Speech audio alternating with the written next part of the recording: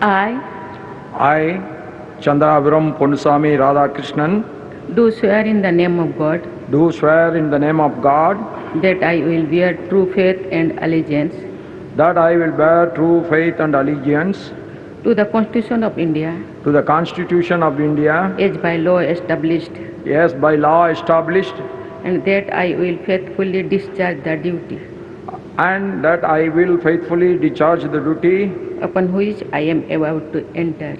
upon which I am about to enter.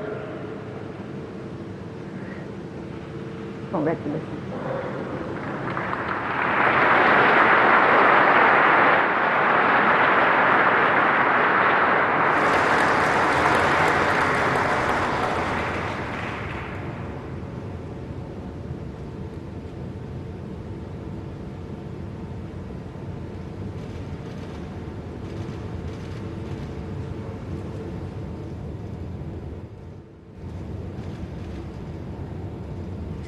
और CP Radhakrishnan देश के 15वें उपराष्ट्रपति, उन्होंने यहां शपथ ले ली है।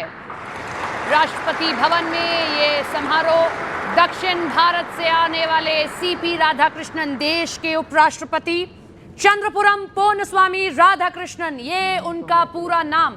तमिलनाडु से वो आते हैं और अब से जब राज्यसभा की कार्यवाही होगी आपको वही राज्यसभा का संचालन करते हुए दिखाई देंगे।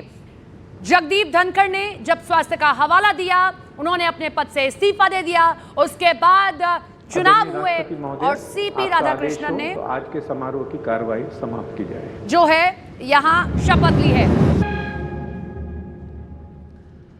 तो ये समारोह समाप्त हो गया है और हमारे साथ अमित हमारे सहयोगी बने हुए हैं। अमित, उपराष्ट्रपति पद के तौर पर शपथ ले ली है, बड़ा महत्वपूर्ण और दिलचस्प चुनाव रहा है।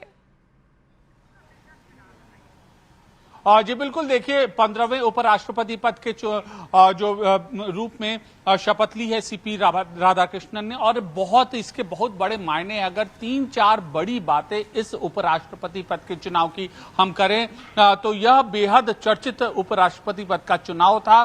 पिछले कुछ दशकों में इंडिया गठबंधन और एनडीए गठबंधन, इन दोनों ने ये मुद्दा उठाया और इसकी जो गूंज है आने वाले दिनों में विधानसभा चुनाव में भी सुनाई देगी। दूसरा, जगदीप धनखड़ जो कि इनके पहले उपराष्ट्रपति थे, वह अब तक उनका पब्लिक अपीयरेंस कभी नहीं था।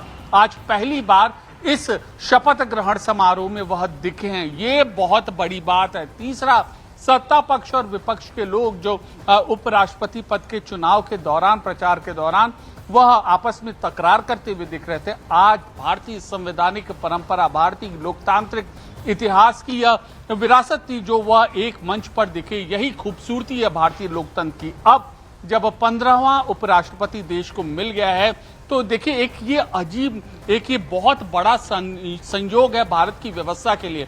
हमारे प्रधानमंत्री गुजरात से जन्म लिया है और काशी से वो सांसद हैं, और हमारे राष्ट्रपति हैं वह उड़ीसा की रहने वाली हैं। अब उपराष्ट्रपति हैं वह तमिलनाडु से ताल्लुक रखते हैं।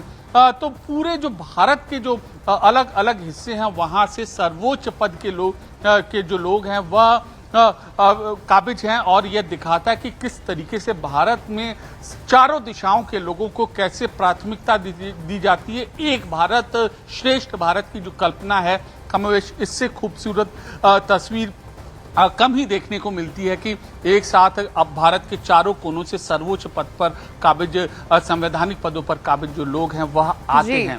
तो ये बहुत ही गौरवपूर्ण क्षण है। 15वें उपराष्ट्रपति पद के लिए चुन गए हैं। अब राज्यसभा की जो प्रोसीडिंग्स हैं उनमें भी हमें इनकी नसीहत सुनने को मिलेगी, जैसे कि पहले जगदीप धनखड़ या फिर उससे पहले वेंकैया नायडू की सुनने को मिलती थी।